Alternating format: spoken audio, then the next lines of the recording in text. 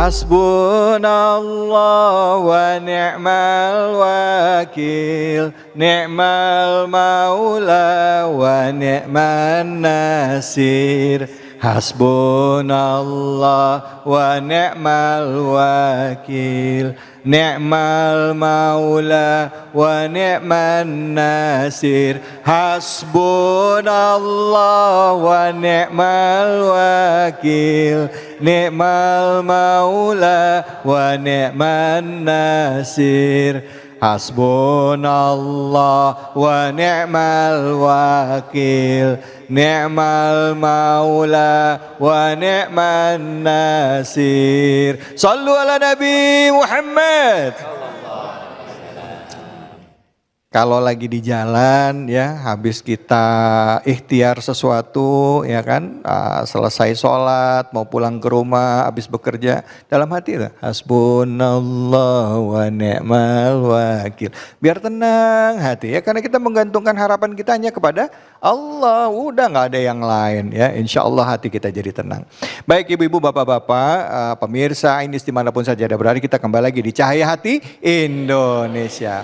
Masuk ke segmen terakhir. Pertanyaan tadi ada 2 pertanyaan yang belum terjawab. Buat Anda yang baru bergabung.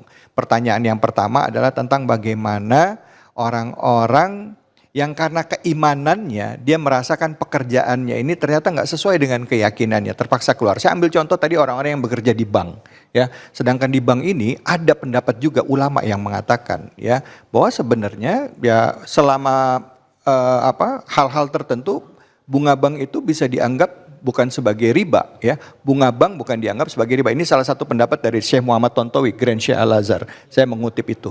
Ya, ada juga pendapat yang memang mengatakan bunga bank ini mutlak riba, harus ditinggalkan. Nah, bagaimana? Apakah orang yang sekarang sedang tinggal bekerja di bank ini karena masalah keimanan dia harus keluar atau ada alternatif lain? Silakan Abi, bisa dijawab. Setiap yang abu-abu sebaiknya dihindari. Disebut oleh Rasulullah SAW dengan istilah syubhat. Munculnya istilah bank syariah karena ada hal-hal yang ditemukan bahwa itu dianggap tidak syariah. Dengan istilah lain disebut dengan istilah riba. Maka akhirnya dibuatlah sebagai solusi namanya bank syariah. Nah, sekalipun kemudian ada pendapat yang mengatakan itu bukan riba, nah, tetapi pendapat itu 2 kualitasnya. Ada yang kuat, ada yang tidak kuat.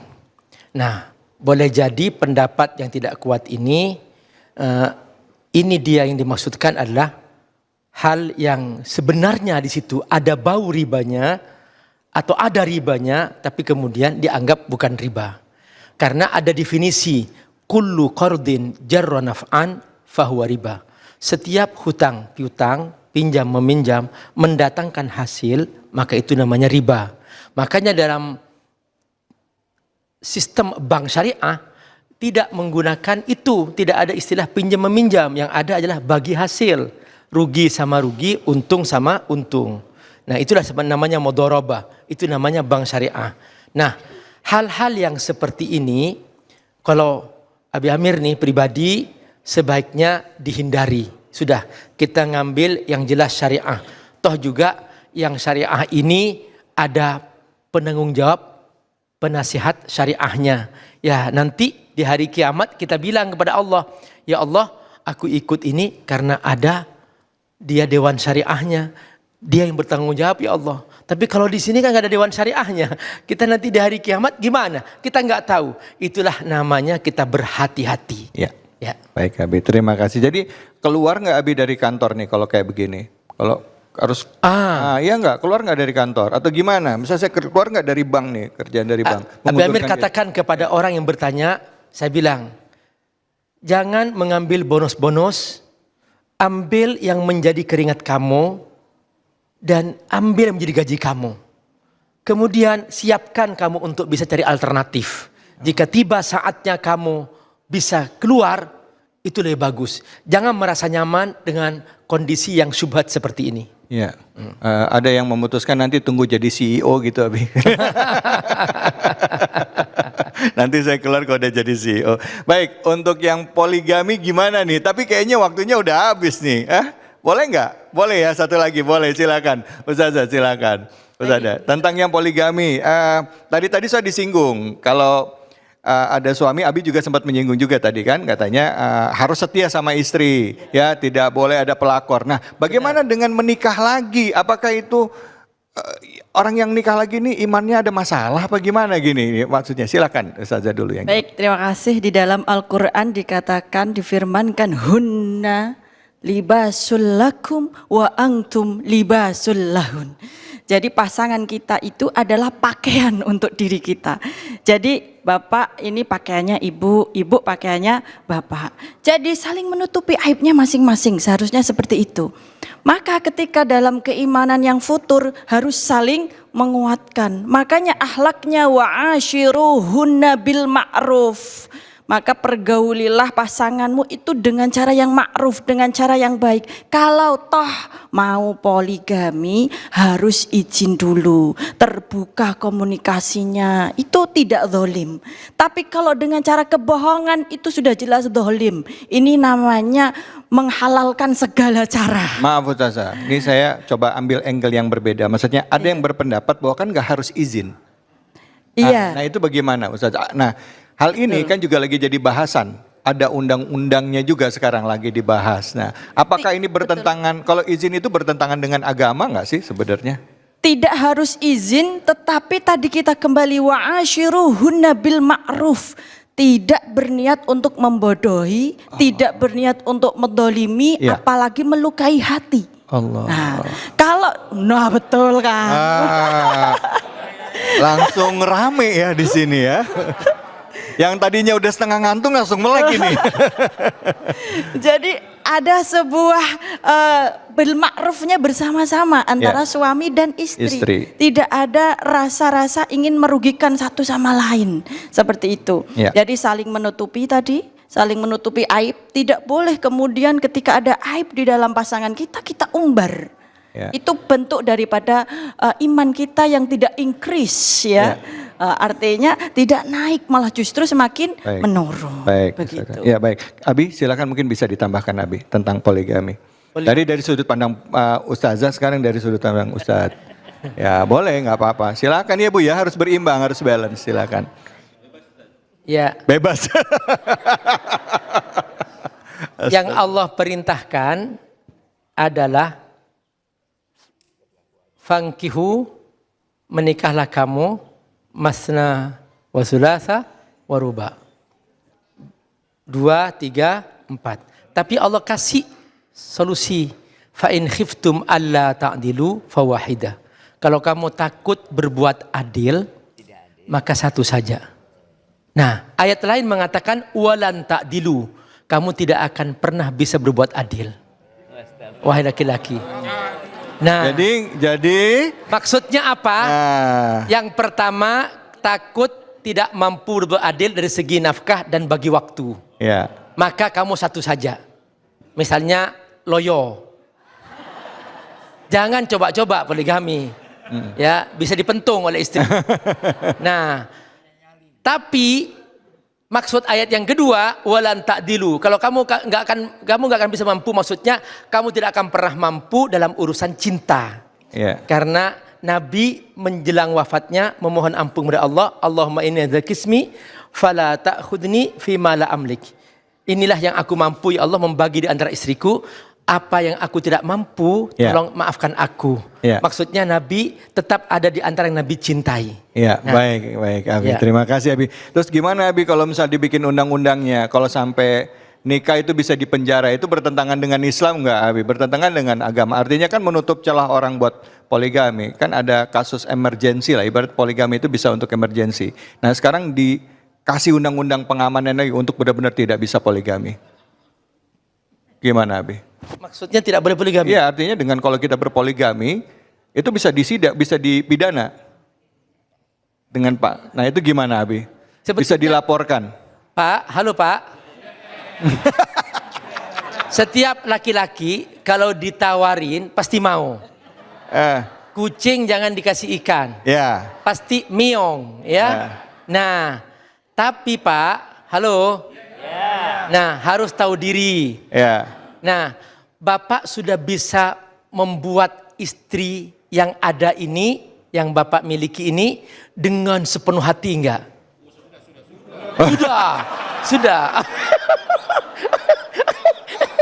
Nah, kalau Bapak berhasil mengambil hatinya sampai dia mengizinkan, nah itu namanya tadi adab. Ya, jadi dalam poligami benar tidak disyaratkan hadir izin seorang istri, tetapi ada adab, ada akhlak. Jangan sampai menyakiti yang sudah berjuang sejak awal. Masya Allah, alhamdulillah. Saya lihat ibu-ibu senyumnya ceria semua ini. Abi ada waktu lagi nggak buat datang ke sini? Khusus buat bapak-bapaknya. Baik, alhamdulillah rabbil alamin. Pemirsa Cahayati dimanapun saja ada berada, bahasan kita ini memang menarik ya. Kalau bicara keimanan pasti akan menyentuh semua sektor. Ya, baik itu pekerjaan, kehidupan kita, hubungan rumah tangga, ya. Dan yang disampaikan tadi ini bukan bahan lelucon, tapi ini bahan pengingat bagi kita bagaimana kita memaknai ini. Jangan dipelintir, ya. Tapi juga kita tetap harus saling menghargai dan saling menghormati, khususnya dalam hubungan rumah tangga. Alhamdulillah. Tanpa rasa kita sudah di penghujung acara, dan seperti biasa di penghujung acara mari kita berdoa ya, semoga Allah Subhanahu wa taala memberikan keberkahannya bagi kita dan ilmu yang disampaikan oleh guru-guru kita bermanfaat dan kita dimampukan untuk menjalankan dalam kehidupan kita sehari-hari. Untuk itu kepada Abi kami persilakan, Abi Amir, fadhol. Astaghfirullah Rabban baraya, astaghfirullah minal khataya, astaghfirullah rabbal baraya, astaghfirullah minal khataya. Bismillahirrahmanirrahim. Hamdan syakirin, hamdan na'imin, hamdan yuwafi ni'amahu yukafi'u mazidah. Ya Rabbana lakal hamdu kama yanbaghi li jalali wajhikal karim wa 'azimi sultanik. La ilaha illallahul halimul karim, la ilaha illallahul aliyul azim, la ilaha illallah rabbus samawati sab'i wa rabbul arsyil karim. Ya Allah, kuatkan kami di zaman akhir ini, banyak godaan, banyak kesempatan untuk melakukan dosa. Kuatkan iman kami ya Allah, berikan kepada kami kejujuran iman ya Allah, sehingga kami istiqamah ya Allah dalam iman yang kami yakini ini ya Allah. Jangan sampai iman kami goyah ya Allah dalam berbagai macam godaan. Jangan sampai kami menjadi orang yang lemah iman sehingga kami seringkali mencari-cari alasan untuk mengikuti ajaran-Mu ya Allah. Ya Rabbal Alamin, bimbing kami ya Rabb, kuatkan iman kami ya Allah. Berikan kepada kami teman-teman yang soleh dan solehah ya Allah, yang membuat kami istiqamah di jalan-Mu ya Allah.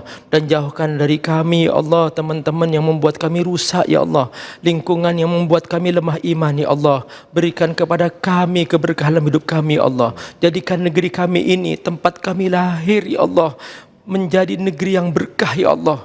Di sini tempat kami bersujud kepadamu, di sini tempat kami memohon ampunan kepadamu, di sini tempat kami bersujud menitiskan air mata kepadamu ya Rabb. Di sini tempat kami mendengar azan ya Allah, di sini tempat kami mendengarkan tarhim ya Allah. Di tengah malam ya Allah kami bangun bersujud kepadamu dalam salat tahajud kami ya Rabbal Alamin. Ya Hayya Qayyum birahmatika astaghits, bimbing kami ya Allah, kuatkan kami ya Allah agar kami tidak selalu menjadikan iman kami sekedar basa-basi ya Allah. Jadikan iman kami iman yang jujur ya Allah. Wa sallallahu ala sayyidina Muhammad wa ala alihi wa sahbihi wasallam walhamdulillahi rabbil alamin. Alhamdulillah rabbil alamin. Pemirsa ini dimanapun saja berada, hari ini kita belajar banyak dari surah At-Taubah, di mana surah ini adalah surah ke-9 di dalam Al-Quran yang Allah tidak mengawalinya dengan mengucapkan bismillah. Tapi surat ini bisa kita maknai bahwa ini adalah bentuk peringatan kepada kita bagi orang-orang yang beriman. Bagaimana perilaku orang musyrikin yang berapa kali membatalkan perjanjian ya. Bagaimana komitmen itu adalah salah satu wujud keimanan kita. Tidak hanya komitmen kepada Allah, tapi juga komitmen kita kepada saudara-saudara kita sesama umat manusia. Semoga Allah perteguh keimanan kita dan kelak kita diwafatkan dalam keadaan husnul khatimah. Saya David Halik undur diri. Fattaqullaha mastata'tum billahi fisabil haq fastabiqul khairat wallahul muwaffiq ila aqwamit thoriq. Wabillahi taufiq wal hidayah. Assalamualaikum warahmatullahi wabarakatuh. Waalaikumsalam warahmatullahi wabarakatuh. Sallallahu ala Muhammad sallallahu alaihi wasallam sallallahu ala Muhammad sallallahu alaihi wasallam sallallahu ala Muhammad sallallahu alaihi wasallam. Acara ini dipersembahkan oleh Luak hitam baru, nggak kemanisan, mantap!